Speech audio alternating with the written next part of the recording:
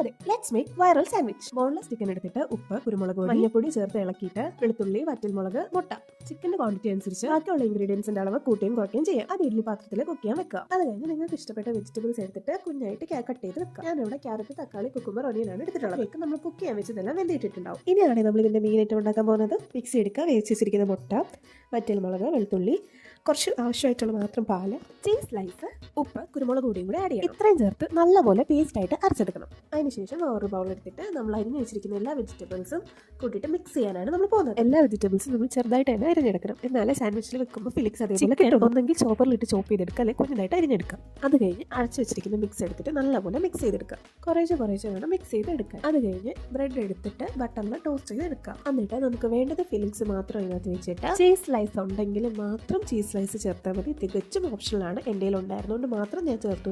അടച്ചു വെച്ച് 1 മിനിറ്റ് വേവിച്ച് കഴിഞ്ഞാൽ നമ്മുടെ അടിപൊളി സാൻഡ്വിച്ച് ഇവിടെ റെഡി. എങ്ങനെ നല്ല ക്രിസ്പി ടേസ്റ്റി ആയിട്ടുള്ള സാൻഡ്വിച്ച് എല്ലാവരും വീട്ടിൽ ട്രൈ ചെയ്ത് നോക്കണേ. വീഡിയോ ഇഷ്ടപ്പെട്ടെങ്കിൽ ലൈക്ക് ചെയ്യാനും സബ്സ്ക്രൈബ് ചെയ്യാനും മറക്കല്ലേ.